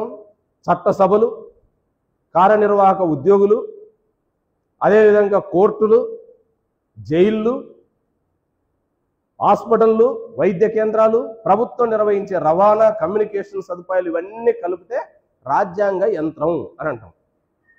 ఇవన్నీ భాగం దాంట్లో. ఈ రాజ్యాంగ యంత్రం ఎవరి చేతిలో అధికారం ఉంటే వాళ్లకు బానిసలాగా పనిచేస్తుంది అని చెప్పాడు. ఎట్లా చెప్పగలిగినాడు? రాజరికపు కాలం నుంచి పరిశీలించినాడు ఈ పుస్తకంలో. రాజరికపు వ్యవస్థలో రాజు యజమాని, రాజు చెప్పిందే దేశంలో అమలైంది. రాజు ఏదనుకుంటే ఆ రాజ్యంలో అదే అమలైంది. అక్కడుండే అధికారులు కానీ, న్యాయ నిపుణులు కానీ, మహాపండితులు కానీ ఆ రాజుకు ఊడిగం చేసినారు తప్ప రాజును ఇది తప్పు అని ఎవడు చెప్పలేకపోయినాడు. ఎందుకని? ఆ రాజు చేత వాళ్ళు పోషించబడుతున్నారు. అందుకని రాజరికంలో కానీ, భూస్వామ్య వ్యవస్థలో కానీ, ఈనాడు ఆధునిక పెట్టుబడిదారి వ్యవస్థలో కానీ, రాజ్యాంగ యంత్రాంగంలో భాగంగా ఉండే అందరూ ఏ వర్గాలకు ఉపయోగపడతారు అంటే, ఏ వర్గం చేతిలో అధికారం ఉంటే ఆ వర్గానికే ఉపయోగపడతారు. ఇప్పుడు అధికారం ఎవరి చేతిలో ఉంది ప్రపంచంలో? పార్లమెంటరీ ప్రజాస్వామ్యం అంటే ప్రజలందరి చేతిలో ఉండాలి. నిజంగా ప్రజలందరి చేతిలో ఉంది? అది ఏ వర్గాల చేతిలో ఉంది? పెట్టుబడిదారుల చేతిలో ఉంది. ఈ రాజ్యాలు సృష్టించిందే పెట్టుబడిదారి వ్యవస్థ ఇప్పుడు. అందుకని పెట్టుబడిదారులకు అనుకూలంగా చేస్తుంది. ఎట్లా చేయగలదు? ఇప్పుడు మన అనుభవంలో చూస్తున్నాం మనం. ఈ మధ్య మీరు చూసింటారు, మహాకుంభమేళా జరుగుతుంది ఇప్పుడు. ఆడ కుంభమేళాలో చాలా మంది మునిగి వస్తున్నారు. పవన్ కళ్యాణ్ పోయించినాడు, లోకేష్ పోయించినాడు, చాలా మంది పోయించినారు. వీళ్ళంతా మామూలు మనుషులే, మనలాగే ఉన్నారు. కానీ మనుషుల్లోనే వెరైటీ మనిషి మునిగి వచ్చినాడు ఈ మధ్య. మీరు చూసింటారు. ఎవరైనా మనలాంటి మనిషే, కానీ మనుషుల్లో చాలా వెరైటీ. పవన్ కళ్యాణ్ ఆయనంతకు ఆయనే మునిగినాడు, లోకేష్ కూడా ఆయనంతకు ఆయనే మునిగినాడు. కానీ ముంచడానికి ఒక 4, తేల్చడానికి ఒక 6 మంది పట్టుకుంటే తప్ప మునగలేని మనిషి ఒక ఆయన మునిగి వచ్చినాడు ఈ మధ్య. ముఖేష్ అంబానీ కొడుకు. ఆయన ఇప్పుడు మహాకుంభమేళాలో ఆయన విచిత్రమైన మనిషి. ఆయన వయసు చాలా చిన్నది, కానీ మునగలేడు, తేరలేడు. ఆయనకి ఈ మధ్య పెళ్ళయింది. పెళ్ళి అస్సాం దగ్గర ఉండేటువంటి ఓ జూ పార్క్లో పెళ్ళయింది. మన పెళ్ళిళ్ళన్నీ ఎక్కడ జరుగుతాయి? జరిగితే మహా కళ్యాణ మండపంలో జరుగుతాయి, దేవస్థానాల్లో జరుగుతాయి, లేదా చర్చిలో జరుగుతాయి, లేదంటే ఎక్కడైనా ఫంక్షన్ హాల్లో జరుగుతాయి. శక్తి లేకపోతే ఇంట్లోనే జరుపుకుంటాం, లేదా ఎక్కడో పోయి గుడికాడ 4 అక్షింతలు వేసుకొని వస్తాం. కానీ ఈయన పెళ్ళి ఎక్కడ జరిగింది? ఓ జూ పార్క్లో జరిగింది. మనుషుల పెళ్ళిళ్ళు మనుషుల మధ్య జరుగుతాయి. మరి అతను మనిషే. అక్కడ ఎందుకు జరిగిందో నాకు తెలియదు. అక్కడ జరిగింది. ఒక ఇంటర్నేషనల్ ఆ పెళ్లి కోసం అంతర్జాతీయ విమానాశ్రయాన్ని ఏర్పాటు చేసినారు. పెళ్లి కోసం అంతర్జాతీయ విమానాశ్రయాలు ఏర్పాటు చేసింది ప్రపంచంలో ఎక్కడ లేదు. బ్రిటన్ కొన్ని 100 ఏళ్ళు పరిపాలించిన పెట్టుబడిదారి వ్యవస్థ దేశంలో కూడా లేదు. కానీ భారతదేశంలో ఇటీవల కాలం పోయిన నవంబర్ నెలలో ఈయన పెళ్లి కోసం అంతర్జాతీయ విమానాశ్రయాన్ని ఏర్పాటు చేసినారు ప్రత్యేకంగా. పెళ్లికి హాజరైన ప్రముఖులకు ఒక్కొక్కరికి 20 కోట్ల రూపాయల విలువైన వాచ్ ఇచ్చినారు. 20 కోట్లు. ఒక సినిమా యాక్టర్ కోపం వచ్చింది, పక్కనున్నోనికి ఇచ్చినారంటే ఈయనకి ఇలా బయటకు వచ్చి మాట్లాడినాడు. మీరు కూడా చూసి ఉంటారు. హిందీ ప్రముఖ సినిమా యాక్టరే. 20 కోట్ల రూపాయలు వాచ్ అతనికి ఇస్తే నేనంత పనికిమాలలో అన్నాను, అన్నెందుకు పిలిచినావు అని అలిగిపోయినాడంట. ఆయన పట్టుకొచ్చి 20 కోట్లది కాకపోతే 10 కోట్లది ఇస్తామని ఒకటేదో ఇచ్చి పంపించినారు. ఎక్కడిది సంపద? ఇంతింత డబ్బు ఎక్కడిది? ఏం పని చేస్తారు? అంగన్వాడీ టీచరా? వాళ్ళ భార్య ఆయానా? భవన నిర్మాణ కార్మికురాలా? అమాలి పని చేస్తాడా? ఏం చేస్తారు వీళ్ళు? ఏమీ చేయరు. మరి ఏం చేయకపోతే సంపద ఎట్లా వస్తుంది? రాజ్యం మద్దతుతో సంపద వస్తుంది. ఎట్లా వస్తుంది? ఆదాని అనేటువంటి ఆయన నరేంద్ర మోడీ ప్రధాని కాకముందు గుజరాత్లో ఉండే చిన్న పెట్టుబడిదారులో అతి చిన్నోడు, ఎక్కడో లాస్ట్లో ఉన్నాడు. దేశంలో 100 మంది పెద్ద పెట్టుబడిదారుల లిస్టు రాస్తే ఈయన పేరు కూడా లేదు అప్పుడు. అంటే 100 మందిలో కూడా లేడు ఈయన. 100 ర్యాంకు కూడా రాలే ఈయనకు. నరేంద్ర మోడీ ప్రధాని అయిన ఈ 11 సంవత్సరాల్లో ప్రపంచంలో 10 మంది పెట్టుబడిదారులు రాస్తే 2-3 స్థానాల్లో ఉన్నాడు. ప్రపంచంలో, భారతదేశంలో కాదు. 10 ఏళ్ల క్రితం 100 పేర్లు భారతదేశంలో రాస్తే లేని వ్యక్తి ఈ 11 సంవత్సరాల్లో ప్రపంచంలో 10 మంది పేర్లు, పెట్టుబడిదారుల పేర్లు రాస్తే ఈయన 2వ ప్లేసు 3వ ప్లేస్లో ఉన్నాడు. ఎట్లా సాధ్యమైంది? ఏమా మాయ?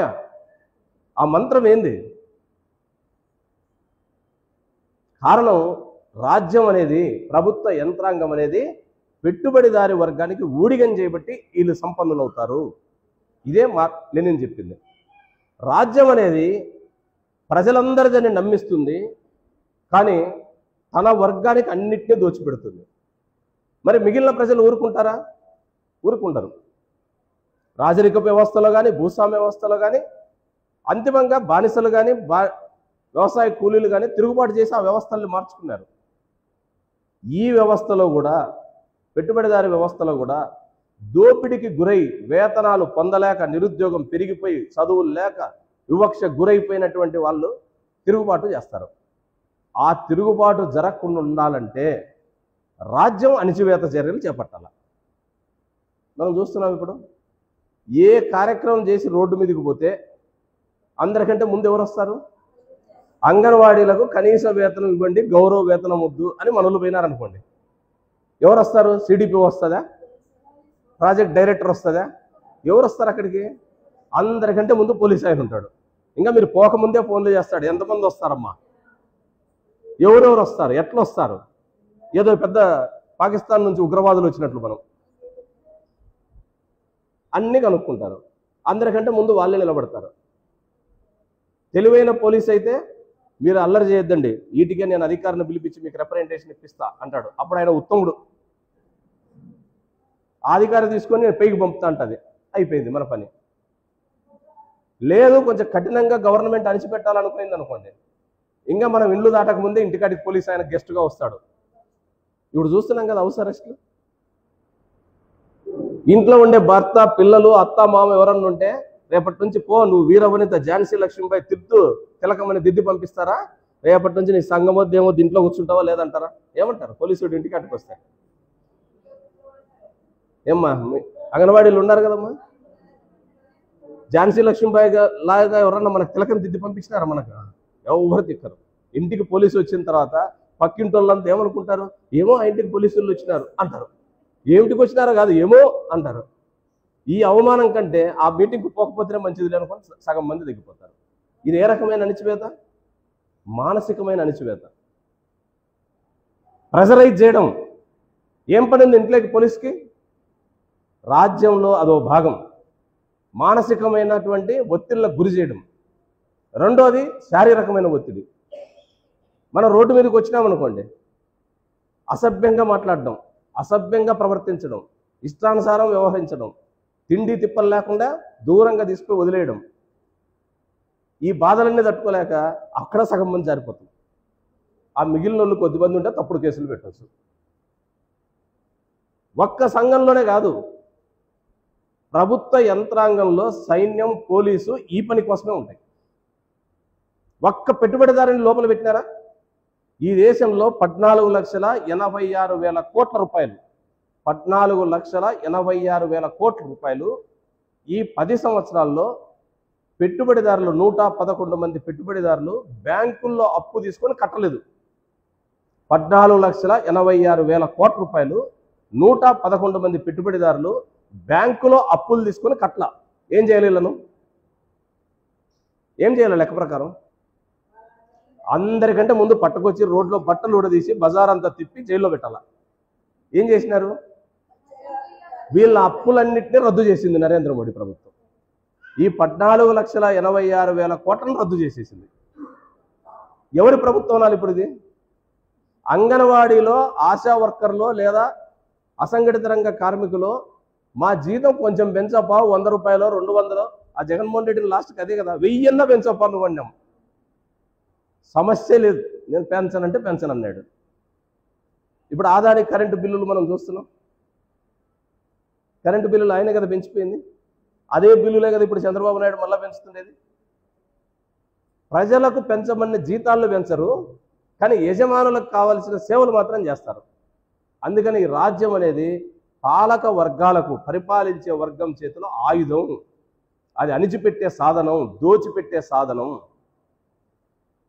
కాబట్టి ఏం చేయాలి? ఈ రాజ్యం తటస్థంగా ఉంది, అందరికి ఉపయోగపడుతుందని చెప్పే పెద్ద సూక్తులన్నీ అబద్ధాలు. ఇప్పుడు చాలామంది మాట్లాడుతుంటారు కదా, మేధావుల రూపంలో చర్చల్లో, టీవీల్లో, అక్కడ. అంగన్వాడీలు కూడా అర్థం చేసుకోవాలమ్మా, ప్రతిసారి రోడ్ల మీదకి రాకూడదు. కొన్ని పద్ధతులు ఉంటాయి అని చెప్తారు. ఏం పద్ధతులు ఉంటాయి? పస్తుతో పండుకునే పద్ధతులు ఉంటాయా? అప్పులు చేసి బతికే పద్ధతులు ఉంటాయా? ఒక పూట తిని 4 పూటలు ఖాళీగా ఉండే పద్ధతులు ఉంటాయా? పిల్లలు చదువుకోకుండా పిల్లల్ని గాలికి వదిలేసే పద్ధతి ఉంటుందా? ఏం పద్ధతి? ఈ ప్రభుత్వం మనది, మీరు జాగ్రత్తగా ఉంటే ప్రభుత్వం మీకు మేలు చేస్తుందంటారు. మనదే ఈ ప్రభుత్వం? వ్యక్తి ఎవరనేది కాదు, ప్రభుత్వం నిజంగా ప్రజలదా? ప్రజలు లేనప్పుడు ఎవరికి ఇవ్వాలి అందరికంటే ప్రాధాన్యత? అట్టడుగు నుండే పేదలకు, అతి పేదరికంలో ఉండే ప్రజలకు మేలు చేయాలి. కానీ అది జరుగుతుందా? రివర్స్ జరుగుతుంది.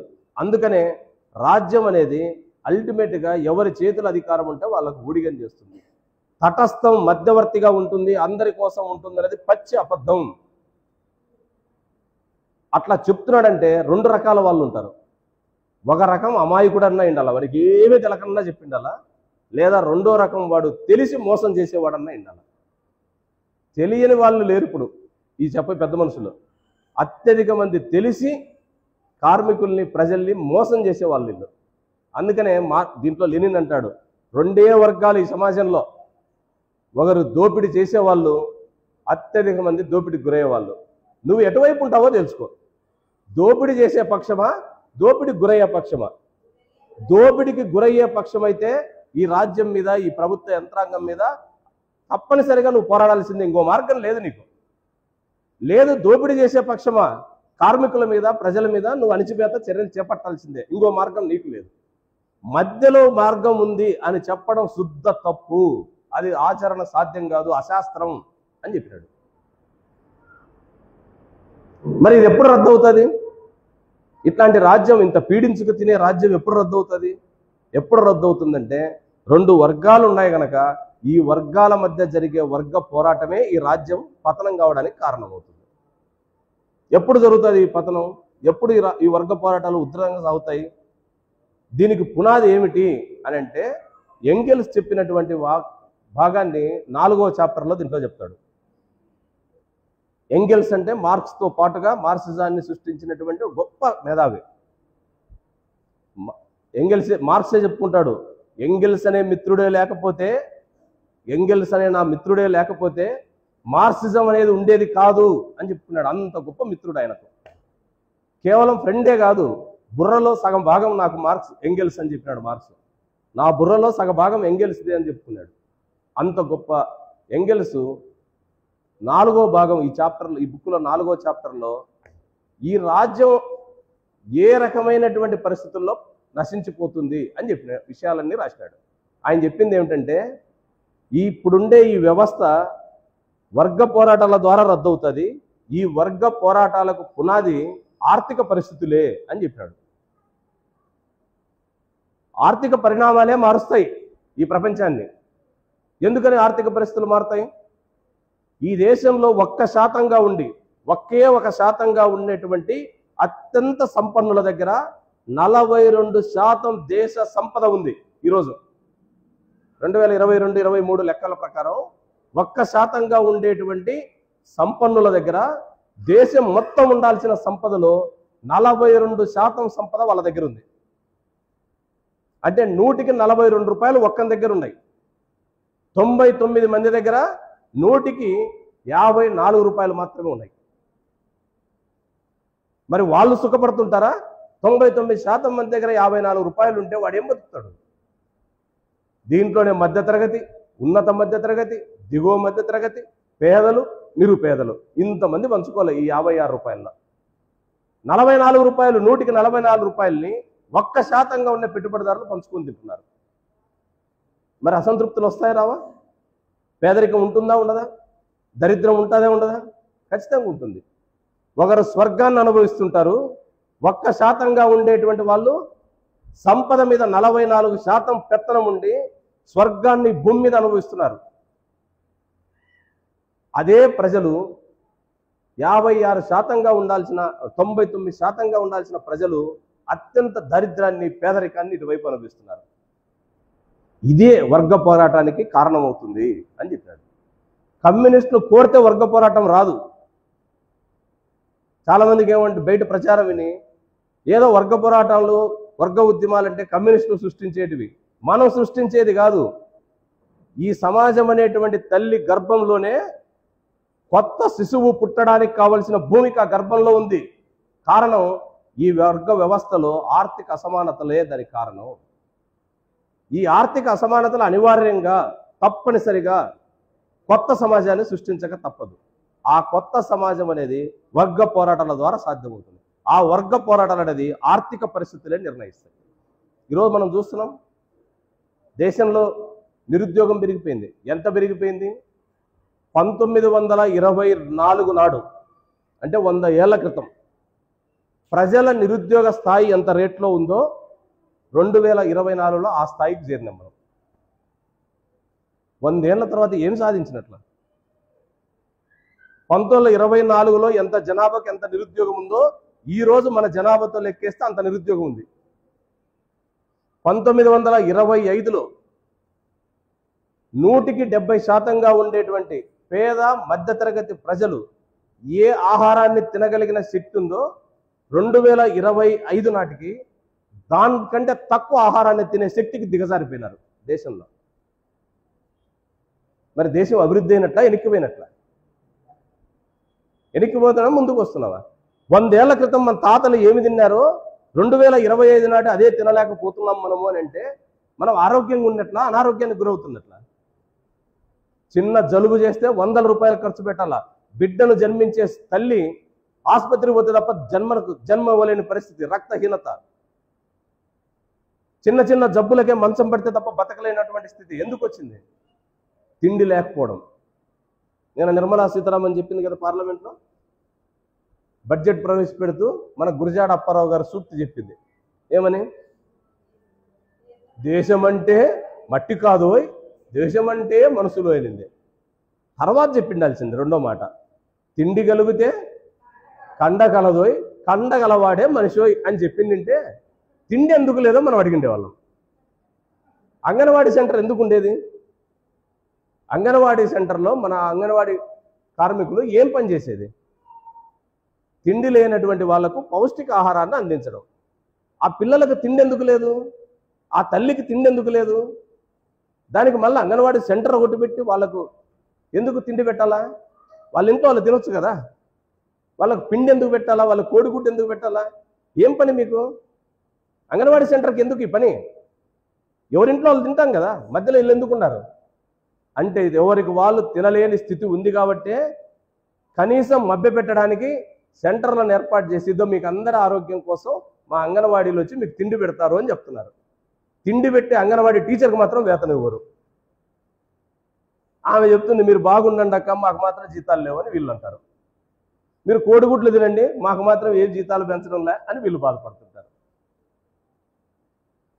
అంటే ఈ వ్యవస్థలో ఆర్థిక పరిస్థితులే వాళ్ళ జీవన విధానాన్ని నిర్ణయిస్తాయి. అవే వర్గ పోరాటాలు. కమ్యూనిస్టులు కోరితే వర్గ పోరాటం రాదు. వాస్తవ పరిస్థితే వర్గ పోరాటానికి దారితీస్తుంది. మరి కమ్యూనిస్టులు ఏం చేయాలి? నూతన వ్యవస్థలో కార్మిక వర్గం ఏం చేయాలి? నూతన వ్యవస్థ ఒకటి ఏర్పడాలా. ఆ వ్యవస్థలో ఇప్పుడుండే రాజ్యం స్థానంలో కొత్త రాజ్య వ్యవస్థ ఏర్పడాలి. ఏమిటి ఆ రాజ్యం కొత్తది? ఇప్పుడు ప్రజలందరిదని చెప్పి మోసం చేస్తున్నారు, ప్రజలందరిదని నమ్మిస్తున్నారు, కానీ ఇది ప్రజలది కాదు. రేపు వచ్చే సోషలిస్టు ప్రభుత్వంలో, కొత్త రాజ్యంలో ప్రజలదే ప్రభుత్వం అని అంటే అర్థం ఏమిటంటే, ఈ ప్రభుత్వాన్ని నిర్ణయించే పార్లమెంట్లో ప్రజలందరూ పోయి కూర్చుంటారని కాదు. అందరు అడ కూర్చుంటే పరిపాలించేవాడు, అందరు అడ కూర్చుంటే పనిచేసేవాడు. పరిపాలన యంత్రాంగం అంటూ సపరేట్ ఉండాల్సిన పని లేదు. మంత్రులు, ఎమ్మెల్యేలు, ముఖ్యమంత్రులు, వార్డు కౌన్సిలర్లు, చైర్మన్లు ఇంతమంది అక్కర్లా. ఎక్కడికెక్కడ కమ్యూన్లు, ఎక్కడికెక్కడ కమిటీలు, ఎక్కడికెక్కడ సమిష్టిని బృందాలే పరిపాలన చేసుకుంటాయి. ఈ మున్సిపాలిటీని ఎవరు పరిపాలించాలనేది ఇక్కడ ఉండే మున్సిపల్లో ఉండేటువంటి అనేక మంది వర్కింగ్ క్లాస్ సంబంధించిన ప్రతినిధులంతా కలిసి మున్సిపాలిటీని పరిపాలిస్తారు. వాళ్ళే మున్సిపల్ వర్కర్స్ నుంచి ఒక కొద్దిమంది, ఇక్కడ ఉండేటువంటి తోపుడు పనులలో, ఆటోలు తోలుకునే రిక్షా కార్మికులు, చిరు వ్యాపారస్తులు, చిన్న చిన్న ఉద్యోగులు, అదే రకంగా అసంఘటిత రంగంలో ఉండే స్కీమ్ వర్కర్స్, వీళ్ళందరి ప్రతినిధులుగా కొద్దిమంది ఏర్పడి వాళ్ళు ప్రభుత్వాన్ని, ఆ యంత్రాంగాన్ని నడుపుతారు. ఈ యంత్రాంగాన్ని ఎవరు ఏర్పాటు చేస్తారు? ఆ ప్రాంతంలో ఉండే ప్రజలు ఎన్నుకుంటారు ఎవరు ఉండాలనేది. ఈ ఎన్నుకునే వాడికి శాశ్వతమైన హక్కులు లేవు, ప్రత్యేకమైన జీతాలు ఉండవు. సేవ కోసం ఎన్నిక కావాలా, సేవ చేయకపోతే దించే హక్కు ఆ గ్రామానికి లేదా మున్సిపాలిటీకి, ఆ ప్రభుత్వ యంత్రాంగానికే ఉంటుంది. ఎప్పుడైనా దించవచ్చు. ఇప్పుడు ఒకసారి గద్దె ఎక్కితే 5 ఏళ్ల వరకు వాని వైపు కూడా మనం చూడలేకపోతున్నాం. ఆ రాజ్యం, అప్పుడు ఏర్పడే సోషలిస్ట్ రాజ్యం ఏం చేయాలా? ప్రజలకు నిజమైన సేవకుడుగా, ప్రజల మీద పెత్తనం చేసేవాడు కాదు, ప్రజలకు నిజమైన సేవకుడుగా ప్రభుత్వ యంత్రాంగాన్ని, ప్రభుత్వ వనరులను ప్రజల కోసం, అట్టడుగు నుండే పేదలు, ఆ పై నుండే నిరుపేదలు, ఆ పై నుండే పేదలు, ఆ మధ్యలో ఉండే మధ్యతరగతి, చివరిలో ఆ సంపన్నులు ఏమన్నా ఉంటే అప్పుడు ఆలోచిద్దాం మిగిలితే. ఇప్పుడు ఎట్లుంది? రివర్స్ ఉంది. ముందు ధనవంతులు, ఆ తర్వాత మధ్యతరగతి, ఉన్నత మధ్యతరగతి, ఆ తర్వాత మధ్యతరగతి, ఆ తర్వాత పేదలు. పేదలకు వచ్చేలోపు ఏం మిగలదు. రివర్స్లో ఉంటుంది. సోషలిస్టు సమాజంలో నిరుపేదలు మొదట, పేదలు, దిగువ మధ్య తరగతి, ఎగువ మధ్య తరగతి, ఉన్నత మధ్య తరగతి, ఆ తర్వాత ధనవంతులు. అప్పటికే బలిసిపోయింటారు వాళ్ళు. వాళ్ళకి ఎందుకు ఇప్పుడు? నష్టపోయిన వాళ్ళకి కదా మొదటి ప్రాధాన్యత. అందుకని రివర్స్లో పరిపాలన ఉంటుంది. ఈ పని చేయాలంటే మరి ఊరికనే ఉంటారా అంబానీ కొడుకు? ఇప్పుడు ఏట్లో మునగడానికే అవతలో 4, యువతలో 6 మంది పట్టుకుంటే తప్ప పోలేకపోతే, జూ పార్క్లో పెళ్లిళ్ళు చేసుకొని 20 కోట్ల రూపాయల వాచులు ఇస్తుంటే ఊరికనే ఉంటారా? ఎన్నాళ్ళకు లేచినారమ్మా అంగన్వాడీలు, ఆశా వర్కర్లు, మున్సిపల్ కార్మికులు, మీరు ఏలకండి మేము మూల కూర్చుంటామంటారా వాళ్ళు? ఎవడన్నా అంటాడా? సుష్టంగా భోంచేసి శరీరం మీద ఈగ వాళ్తే జారిపోయేంత నున్నగా బలిసిన దొరలు సులభంగా అంగీకరిస్తారా ఈ మార్పుని? అంగీకరించరు. ఏం చేస్తారు? ఖచ్చితంగా కుట్రలు, కుతంత్రాలు, విచ్ఛిన్నాలు, తగాదాలు అనేకం సృష్టిస్తారు. సంఖ్యరీత్యా పరిమితం, కానీ వాళ్ళ దగ్గర పాత సంపద ఒకటి ఉంది, పాత వనరులు కొన్ని ఉన్నాయి వాళ్ళ దగ్గర. దాని ఆధారంగా ప్రజల్ని చీలుస్తారు. ఎట్లా చీలుస్తారు? మతం పేరుతో, కులం పేరుతో, ప్రాంతం పేరుతో, భాష పేరుతో, లింగం పేరుతో, ఎన్ని రకాల వీలైతే అన్ని రకాలుగా చీలుస్తారు. ఇప్పుడు చీలుస్తున్నారా లేదా? మనమంతా ధర్నాకు పోతాం, వాడు ఎవడో వస్తాడు, హిందువులంతా పక్కన కూర్చోండమ్మా మీకు కొన్ని మంచి పాటలు చెప్పిపోతానంటాడు. ఇప్పుడు ఎవరిని పక్కకు పంపించినట్లు మనం? ముస్లింలు, క్రిస్టియన్లు, ఇతర మతస్థులు పక్కకు వేరు. ఆ తర్వాత మన కులస్తులు సపరేట్ కూర్చోండి అంటాడు. ఇప్పుడు సగం కులాలు వెళ్ళిపోయాయి. ఈ కులంలో మన గోత్రం వాళ్ళే పక్కన కూర్చోమంటున్నారు. ఇక కొద్దిమంది ఇది ఎవరికి వాడు మన కులం, మన గోత్రం, మన పంచాయతీలు అనుకున్న తర్వాత కార్మిక వర్గ ఐక్యత అని అంటే వర్ధిల్లాలనే మనిషి కూడా దొరకడంలే. మనందరం ఒక వృత్తి మీద ఆధారపడి ఐక్యంగా ఉన్నప్పుడు మన బలం ఉంది. కానీ ఒక కులం మీద, ఒక మతం మీద, ఒక భాష మీద, ఒక లింగం మీద, ఒక జాతి మీద ఆధారపడినప్పుడు ఐక్యత లేదు. ఎవరికి ఉపయోగపడుతుంది? ఈ ఐక్యత లేకపోవడం అనేది ఎవరికి ఉపయోగపడుతుంది? ఎవరైతే వ్యవస్థలో లాభపడుతున్నారో వాళ్ళకు ఉపయోగపడుతుంది. అందుకనే వాళ్ళు వీటన్నిటిని ఉపయోగిస్తారు. ఇప్పుడు మనం చూస్తున్నాం, ఎప్పుడన్నా చూసినావా కుంభమేళ ఈ పొద్దే వచ్చిందా? కుంభమేళ ప్రతి 12 ఏళ్లకు ఒకసారి వస్తుంది. మహాకుంభమేళకు కూడా ఒక గడువు ఉంటుంది అంటారు. ఆ సమయం కరెక్టా కాదని అది తెలియదు వేదాల గురించి. దానికి ఒక సమయం ఉంది, అది ఎప్పటి నుంచో వస్తుంది, కొన్ని వందల ఏళ్ళుగా కొనసాగుతుంది. ఈ సంవత్సరం మహాకుంభమేళాకు 42 కోట్ల మంది ఆ కుంభమేళాలో మునిగినట్లు చెప్తున్నారు. ఎందుకని వచ్చినారు? 2 కారణాలు అయిండొచ్చు. దానికి పోయిన వాళ్ళు ఎవరైనా ఉంటే మీరు బాధపడొద్దు. 2 కారణాలతో పోయిండొచ్చు ఈసారి సంఖ్య. ఒక కారణం పాపం చేస్తున్న భయం ఏమన్నా ఎక్కువైపోయిందన్నా పోయిండలా, లేదా ప్రభుత్వాలు పక్కింటోళ్ళు అందరూ చెప్తున్నారు కదా అటు పోయి మునిగి వస్తే పుణ్యం వస్తుందని ఆశతోనన్నా పోయిండాలా. వేరే కారణం ఏముంది చెప్పండి? పాప భీతితోనన్నా పోతే ఆడ మునిగి వస్తే పాపం పోతుంది, ఆడ పోతే పుణ్యం అంటున్నారు. పుణ్యం రావాలంటే ఏది పోలా? ఏది పోతే పుణ్యం వస్తుంది? ఇప్పుడు అటుకి పోతే పుణ్యం వస్తుంది అంటున్నారు. పుణ్యం రావాలంటే మన దగ్గర ఉండేది ఏది పోవాలి? అక్కడికి పాపం పోవాలా. అంటే ఇప్పుడు మనందరం ఎవరం? 42 కోట్ల మంది పాపం చేసినారు అనుకోవాలి ఇప్పుడు వాళ్ళందరినీ. వాళ్ళు పోయి మునిగినారు, పుణ్యం తెచ్చుకున్నారు. వాళ్ళకే పుణ్యం వస్తే మనకి రాకూడదా? మనం పోయి మునుగుదాం అనుకుని పోరన్నా పోతున్నారు అంటే భయంతో. లేదా ప్రభుత్వాలు కల్పించే ప్రచార హోరులో ఆశపడన్నా పోవాలా, ఏమో తగులుతుందేమో, ఇది కూడా ఒక ఛాన్స్, ఎందుకు వదులుకోవాలా అని అన్నా పోయిండాల. ఎందుకు కల్పిస్తున్నారు ప్రభుత్వాలు? ఎందుకని? తిరుపతి చూసినాం, మొన్న తిరుపతిలో చూసినాం, తొక్కిసలాట జరిగింది, 6 మంది చచ్చిపోయినారు. ఎందుకు జరిగింది తొక్కిసలాట? తిరుపతి చరిత్రలో కృష్ణదేవరాయల కాలం ముందు నుంచి ఉంది తిరుపతి, 1526 నుంచి. మరి అప్పటి నుంచి ఎప్పుడు లేని తొక్కిసలాట ఇప్పుడే ఎందుకు జరిగింది? మొన్ననే ఎందుకు జరిగింది? జనం ఎక్కువయ్యా? మామూలు మనకు మీడియా ప్రచారం అంతా ఏమనిపిస్తుంది? ప్రజలు పొలవమని చాలా ఎక్కువ సంఖ్యలో వచ్చినారు, అందుకని ఎక్కువ సంఖ్యలో రాలా. ఉత్తర ద్వారం మామూలు విష్ణు దేవాలయాల్లో, అంటే శైవులు వైష్ణవులని ఇద్దరు ఉన్నారు కదా. శైవులు అంటే అడ్డనామాలు పెట్టేవాళ్ళు, వైష్ణవులు అంటే నిలువు నామాలు పెట్టేవాళ్ళు. వైష్ణవ దేవాలయాల్లో అంటే విష్ణువు దేవాలయాల్లో ప్రతి దేవాలయానికి 2 ద్వారాలు ఉంటాయి. ఒకటి ఉత్తర ద్వారం, రెండోది మామూలుగా పడమర లేదా దక్షిణ ద్వారాలు ఉంటాయి. ఉత్తర ద్వారం ఎప్పుడంటే అప్పుడే తెరవకూడదు, ఉంటుంది అది రిజర్వ్లో. అది ఎప్పుడు తెరుస్తారు? తొలి ఏకాదశి రోజు మొదటి పౌర్ణమి నాడు కరెక్ట్గా సూర్యకిరణాలు ఆ విగ్రహం మీద పడేదానికి ఆ డోర్ తెరుస్తారు. ఆ టైంలో ఎవరైతే ముందుగా పోయి భక్తులు దర్శించుకుంటారో వాళ్ళకు పుణ్యం వస్తుంది అని ఆ ఉత్తర ద్వారం యొక్క ఉద్దేశం. తిరుపతిలో కూడా ఉత్తర ద్వారం ఉంది. ఒక రోజే తెరుస్తారు, ఒక రోజే అది పడేది. జగన్మోహన్ రెడ్డి టైంలో దాన్ని 10 రోజులు ఓపెన్ చేసి పెట్టినారు. అంటే జగన్మోహన్ రెడ్డి అంటే అప్పుడు ఉండే టీటీడీ బోర్డు. ఇప్పుడు దాన్ని ఈయన 16 రోజులకు పెంచినాడు. అంతకుముందు 6 లక్షల మంది ఒక రోజుకు దర్శన భాగ్యం కల్పించినారు. ఇప్పుడు వీళ్ళు 12 లక్షల మందికి కల్పించినారు. ఈ మనుషులంతా రావాలి కదా 16 రోజులు. రావాలంటే రోజు ప్రచారం చూపించినారు. ఉత్తర ద్వారం ఇంత తెరవబడుతుంది, మీరు ఎప్పుడైనా రావచ్చు ఈ 16 రోజుల్లో అని చెప్పినారు. పాపం చాలా మంది పోయినారు. ఒకసారి అంటే దొరక్కపోవచ్చు, ఈ 16 రోజుల్లో ఒకసారి దొరకపోదా అనుకుని పోయినారు. పోయిన వాళ్ళందరూ తీసిపోయి స్కూళ్ళల్లో ఆడ ఈడ కమ్యూనిటీ హాల్లో పడేసినారు.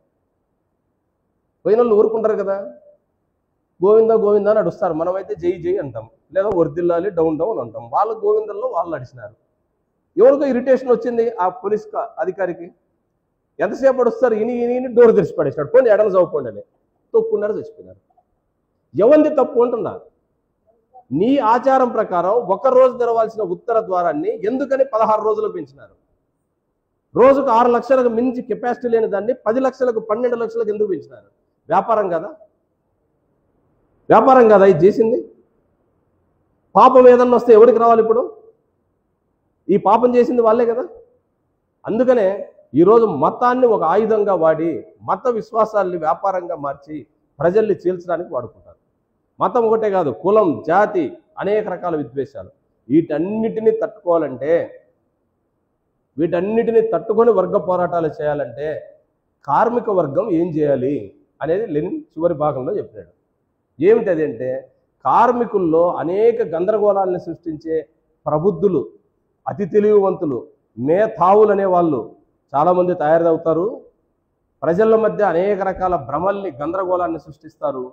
ఈ గందరగోళంలో నుంచి కార్మిక వర్గం తనను తాను చైతన్యం చేసుకుంటూ తోటి కార్మికుల్ని చైతన్యం చేయాలి. ఎట్లా చైతన్యం సాధ్యమవుతుంది? ఒకటి పరిసరాల్ని పరిశీలించడం, చుట్టూ జరుగుతున్న మార్పులను అర్థం చేసుకోవడం, ఈ మార్పులకు మూలమైన రాజ్యాన్ని గురించి, ఆ రాజ్యం వెనక నడపబడుతున్న పెట్టుబడి గురించి ఎప్పటికెప్పుడు అర్థం చేసుకోవడానికి ప్రయత్నం చేయడం. రెండవది, అనేక విషయాలు వాళ్ళ లెక్కల ప్రకారమే ఆధారాలు దొరుకుతాయి. ఈ ఆధారాల ఆధారంగా ప్రజల్ని చైతన్యం చేయడం. ఈరోజు దేశంలో నరేంద్ర మోడీ ప్రభుత్వం అధికారంలోకి వచ్చిన తర్వాత దేశద్రోహ చట్టం అనే ఒకటి ఉంది. ఎప్పుడో బ్రిటిష్ కాలంలో 21A అనే ఒక సెక్షన్ కింద రాజద్రోహ నేరం. రాజెవడు? ఇప్పుడు రాజెవడు మన దేశానికి? రాజులు ఉన్నారు? అసలు రాజరికం ఎప్పుడో పోయింది. కానీ ఇప్పటికీ రాజద్రోహ నేర చట్టం అనేది ఉంది. ఏమిటి రాజద్రోహం? ఇప్పుడు మనం ఇక్కడ కూర్చొని ఈ ప్రభుత్వానికి వ్యతిరేకంగా మాట్లాడితే మనల్ని రాజద్రోహం కింద పెట్టవచ్చు. ఈ దేశంలో ఈయన అధికారంలోకి వచ్చిన తర్వాత 8,412 మంది మీద రాజద్రోహ నేరం పెట్టాడు. 8,412 మంది మీద. ఎంతమంది మీద రుజువైంది? నువ్వు తప్పు కేసు పెట్టిన తర్వాత రుజువు కావాలి కదా. కేవలం 3% మంది మీద, కేవలం 3% మంది మీద రుజువైంది. ఎన్ని రోజులు జైల్లో ఉన్నారు? ఈ 8,412 మంది ఎన్ని రోజులు ఉన్నారు? సగటున 7 సంవత్సరాలు ఉన్నారు. నేరం చెయ్యని వాడిని తీసిపోయి జైల్లో పెట్టినారు. సాయిబాబా ప్రొఫెసర్, మీరందరూ చూసింటారు. న్యూస్ క్లిక్ ఎడిటర్ ప్రబీర్ పుర్కాహిస్తా, అనేక మంది గొప్ప గొప్ప రచయితలు, మేధావులు, సమాజం కోసం పనిచేసిన స్టాన్ స్వామి, వృద్ధుడు కోర్టును అభ్యర్థించినాడు. అయ్యా నేను తినడానికి నా చేతులు వణుకుతున్నాయి, 83 ఏళ్ల వయసు, జైల్లో కింద పండుకోలేకపోతున్నాను, చలి ఎక్కువ ఉంది, నీళ్లు తాగలేకపోతున్నాను, చేయి పట్టుకోవడానికి వణుకుతున్నాను, నాకు ఒక స్ట్రా ఇవ్వండి, ఆ నీళ్ళల్లోకి స్ట్రా వేసుకొని నీళ్ళన్నా తాగి బతుకుతాను అని అడిగినాడు ఆయన సుప్రీంకోర్టుని. సుప్రీంకోర్టు ఏం చెప్పింది? స్ట్రా ఇస్తే ప్రమాదం ఇతను అన్నాడు. స్ట్రాతో ఏం ప్రమాదం చేస్తాడు? జైల్లో ఉన్నాడు, 83 ఏళ్ల వాడు, ఏం చేయగలడు? అసలు ఇవ్వలేదు. చివరికి చనిపోయినాడు, తిండి లేక చచ్చిపోయినాడు. ఇప్పుడు ఆ కేసు కొట్టేసినారు, నేరం లేదు, తప్పు లేదు అని. ఇప్పుడు యాడి పట్టుకురావాల స్టాన్ స్వామిని? చనిపోయిన స్టాన్ స్వామిని ఎవడు గుర్తిస్తాడు? ఇప్పుడు ఒక్క స్టాన్ స్వామి కథే కాదు, అనేక మంది మీద ఈ కాలంలో ఇట్లాంటి కేసులు ఎందుకు పెడుతున్నారంటే క్లియర్గా కనపడుతుంది. ఒక పక్క ఆర్థిక అసమానతలు పెరుగుతున్నాయి కాబట్టి ఉద్యమాలకు ప్రజలు సిద్ధమవుతున్నారు కాబట్టే అది సిద్ధం కాకుండా మతం వైపు, నిర్బంధం వైపు ప్రయోగిస్తుంది రాజ్యం. మతం వైపు డైవర్ట్ చేయడం, నిర్బంధం పేరుతో అణిచిపెట్టడం, ఈ రెండిటిని ప్రశ్నించడం ద్వారా మాత్రమే, ఈ రెండింటిని ప్రతిఘటించడం ద్వారా మాత్రమే సమాజాన్ని మార్చగలం. ఆ దిశగా పనిచేయడానికే ఈ పుస్తకం మనకు తోడ్పడుతుంది. దయచేసి మిమ్మల్ని అందరినీ కోరేది, ఈ రాజ్యం విప్లవం అనేటువంటి ఈ పుస్తకాన్ని చదవండి. ఒకసారి చదివితే అర్థం కాదు, 100% అర్థం కాదు, నేను గ్యారెంటీ చెప్పగలను. అర్థం కాని పుస్తకం ఎందుకు చెప్తున్నావు? అర్థం కాదు కాబట్టి మళ్ళీ ఒకసారి చదవాలి. ఒక భాగం చదివితే అర్థం కాకపోతే మొదటి భాగం చదవండి చాలు. మొదటి భాగంలోనే, నేను అంతకుముందు స్టార్టింగ్లోనే చెప్పిన, మొదటి భాగంలోనే ఈ పుస్తకంలో ఉండే కూరలు, వంట రుచులన్నీ చెప్తాడు. ఆ తర్వాత ఆ రుచి చూడాలనుకుంటే లోపలికి పోవచ్చు. ఒక్క భాగం అన్నా చదవండి. ఈ మీటింగ్కి వచ్చినందుకు మీరందరూ మొదటి భాగాన్నైనా కంపల్సరీ చదువుతారని ఆశిస్తూ, ఈ అవకాశం ఇచ్చిన జిల్లా పార్టీకి, ఇక్కడ మన పార్టీ స్థానిక నాయకులకు, ముఖ్యంగా మా మిత్రుడు చాలా రోజుల నుంచి క్రాంతి అడుగుతుంటాడు, అన్న మా ఊరికి రావాలని. అంత దూరం నుంచి 1700 కిలోమీటర్లు, 17 గంటల ప్రయాణం, అంత దూరం నుంచి ఎందుకయ్యా అని చెప్పిన. లేదు రావాలని. అందుకని అవకాశం ఇచ్చిన మీ పార్టీ అందరికీ కూడా ధన్యవాదాలు తెలుపుతూ సెలవు.